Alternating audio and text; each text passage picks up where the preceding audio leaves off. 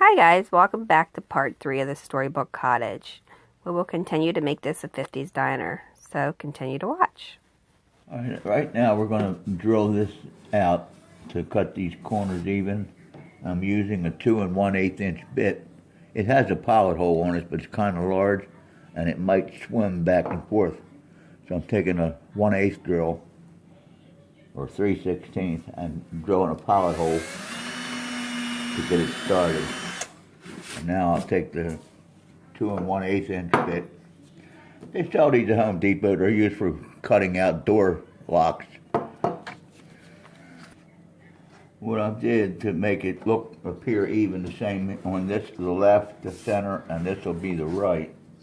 I measured over here, which was 2 3/8. So I measured over here 2 3/8 and drew a line up. And then I measured down the same way. This measured down was a little bit different. This was 2 1/4, so I measured down 2 1/4 and drew a line across. Now it's a 2 1/8 inch bit, so you got to come 1 1/16 this way and 1 1/16 that way. Same way, here and here.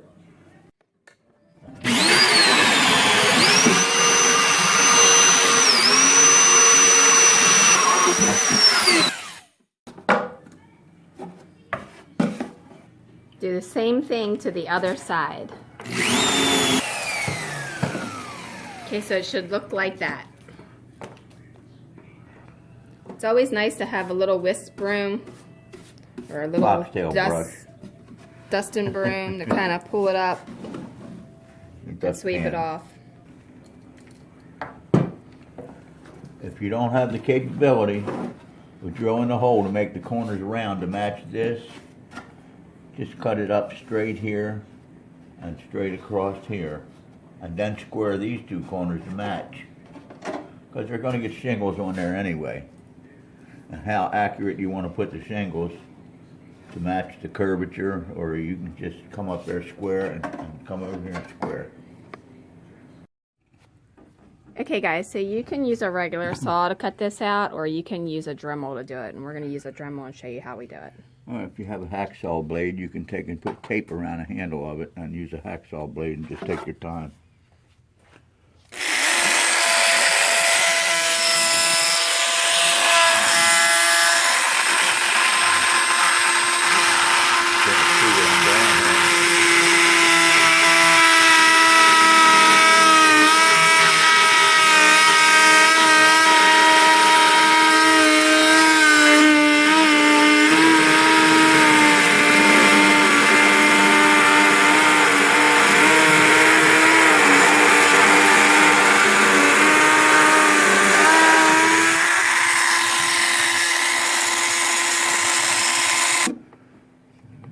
If you don't have a Dremel, you can use a hacksaw blade. Just tape it up on one end or buy the tool at Home Depot for around $9. The blade fits in and you can use it by hand.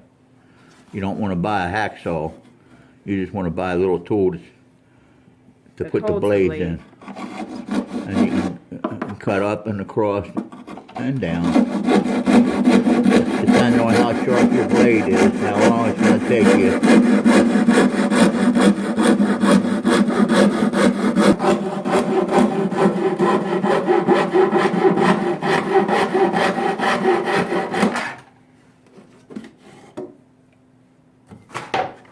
Okay, now what you want to do is sand up any rough edges.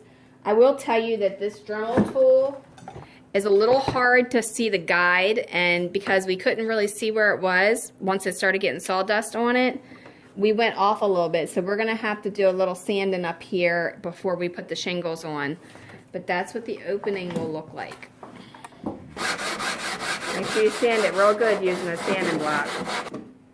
Okay, so we're going to make some pieces that go across the back here, here, and over on the left side.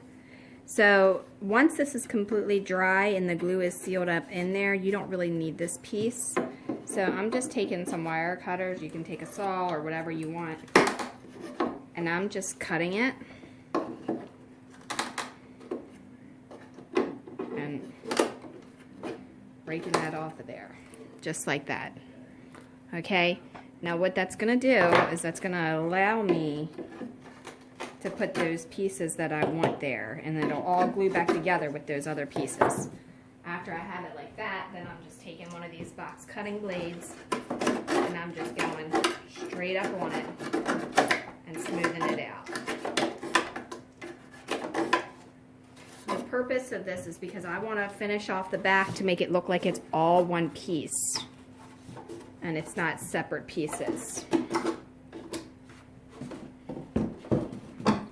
So now I've taken out that little arch there, and I'm going to cut the pieces and I'll be right back. Okay, so we're going to add these pieces on here, but if you're going to add an addition, you have to add the addition, or not the addition, but the second floor. You have to do that before you put these pieces in. So basically you want to cut a second floor the same size as this, but you want to cut out where your steps are going to go. Okay, you can cut it with a regular saw, or you can cut it with a saw and just fill this in or put carpet on it. Also, where we put those blocks of wood along the side, you need to notch out that corner on both pieces. The one on the right is a little bit more prominent. Alright, and then we'll just set it up in there.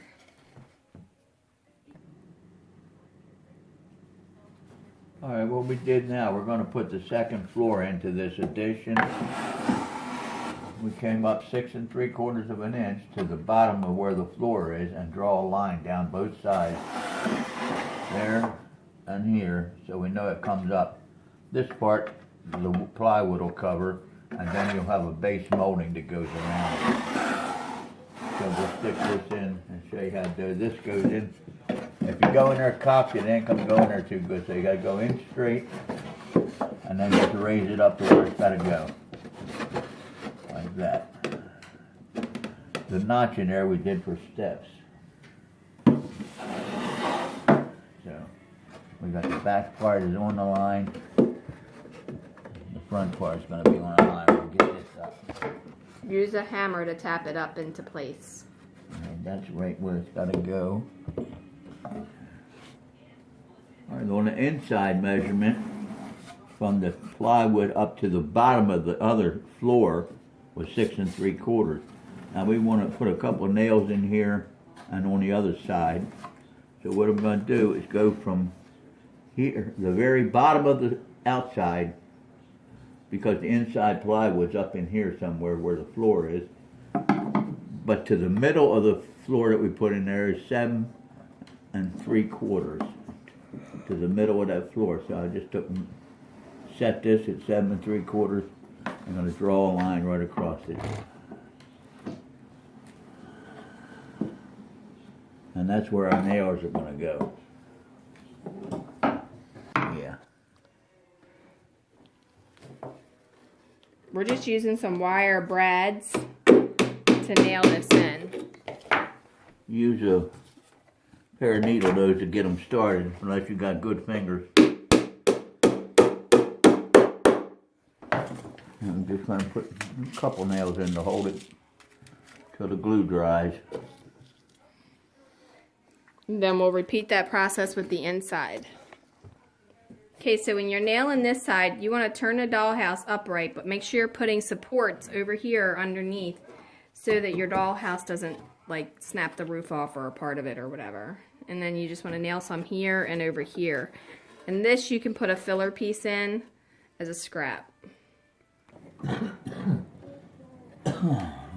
We cut out these steps in here with the power saw. That's why you see these 2 marks here. But if you don't want to see that, or you don't want to fill them in or whatever, you can get one of these saws fairly cheap. You can cut down so far with it till you get like that. Then you'll have to turn the blade sideways. This blade will actually turn like this. You take it apart.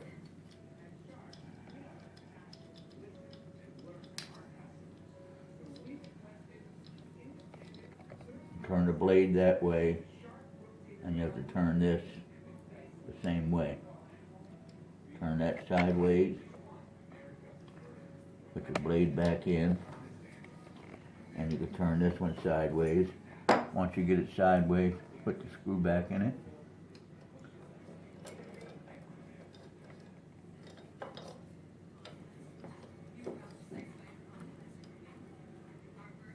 I can't remember where you said you got that at.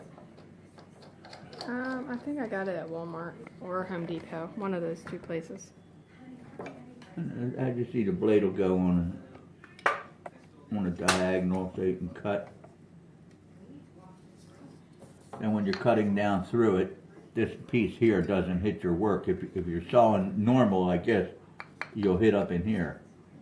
So you turn the blade that way and you'll cut down through it and you won't hit it. In the same way with this way, you'll cut down through it. So you shouldn't have no problem there. It'll take you a little while depending on the thickness of your floor. Okay, and also I made the decision to add the floor in over here just because I wanted a space to put a bathroom. And it's definitely lower than this one, but I didn't make it even with this one on purpose because this is a wasted space. Because basically it's just a crawl space. I mean, it's not big enough to put anything up there. I mean, I've seen people that have the little cottage and they put a bathroom up there, but I mean, realistically, it's not to scale to have a bathroom up there. It's literally just like an attic space. So this gives more space to where you can actually have more realism. Okay, so like right up here, like it's 4 inches right at this point and 5 inches at this point. And then you have these pieces that come right even with this. So it's not even 4 inches height-wise. So it's not really able to do that. But with this addition, just to here, where we have this part, is 7.5, and then it goes all the way up. There's no braces in up here. So it's plenty big enough to make it a bathroom up there.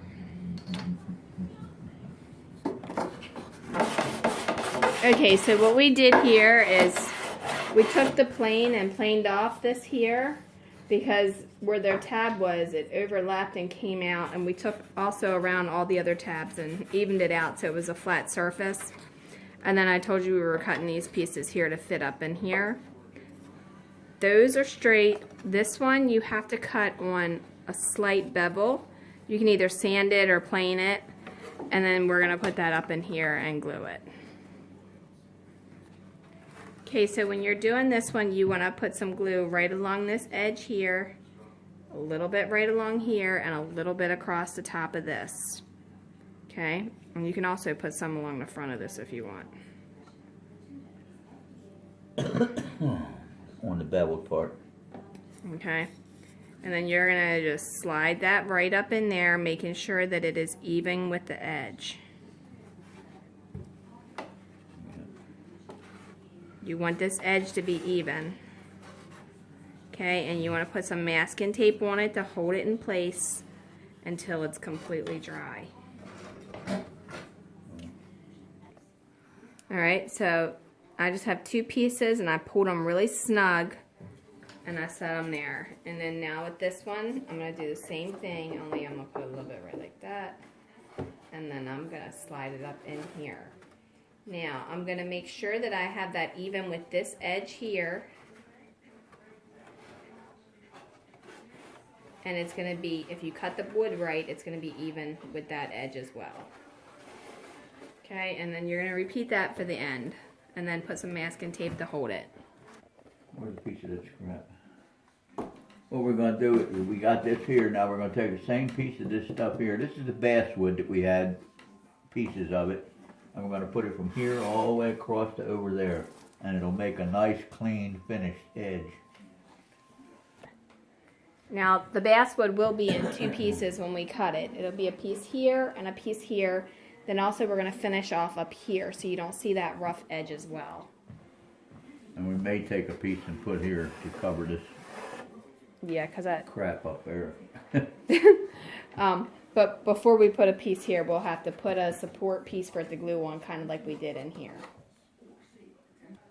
So this is what I was talking about, in case you forgot about these pieces up in here. But basically, this would have to get glued underneath of here in order for us to be able to have a piece to glue to the front of it to make it thick enough. Because this is just entirely too thin to glue anything to it.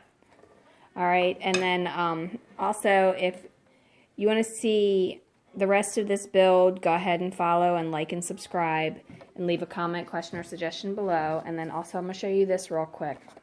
Okay, so I went ahead and made this base, and basically what we did is we cut the little boards to go here and here. The shorter ones go on the side, the longer ones go on the front and back. You want to do one side at the bottom, the long side first, and then the two sides on the right and left, and then the top. And then you want to put glue and nail it all together from the top. And basically that'll give you a spot to put your dollhouse. If you want to have a grassy area in the front and back. Yeah. Or this is the addition area that I was saying I wanted to do in the back. So it would give me like a small patio. And then at the front I have a little bit of overhang as well. Not sure if I'm going to build this up a little higher to make it even with this, or if I'm just going to make it a step down just yet. But I'll show you it real quick, turn it around.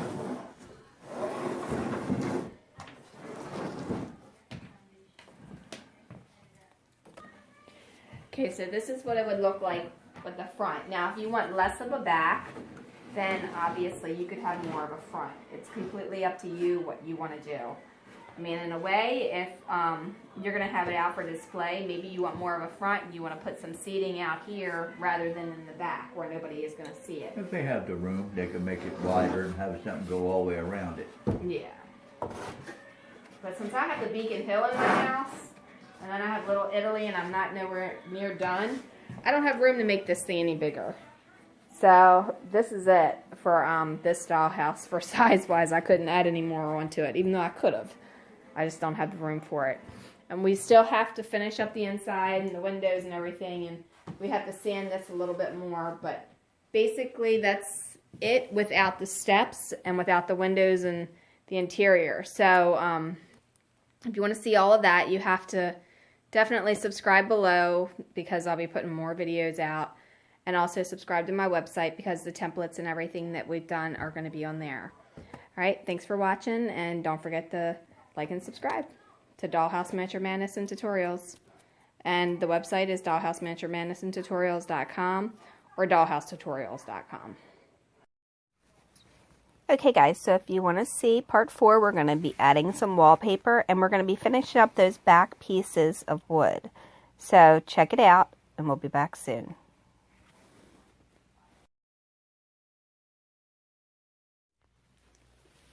Okay guys, thanks for watching, and don't forget to follow Dollhouse Miniature Madness and Tutorials.com. Also, check us out on Facebook, Dollhouse Miniature Madness and Tutorials, and on YouTube. Like and subscribe to the channel because we post videos all the time. And leave a comment, question, or suggestion because we love hearing from you. And if you like Pinterest, we have tons of pens on there as well under Laurie Holden Heisler. Alright, thanks a lot. Have a great day.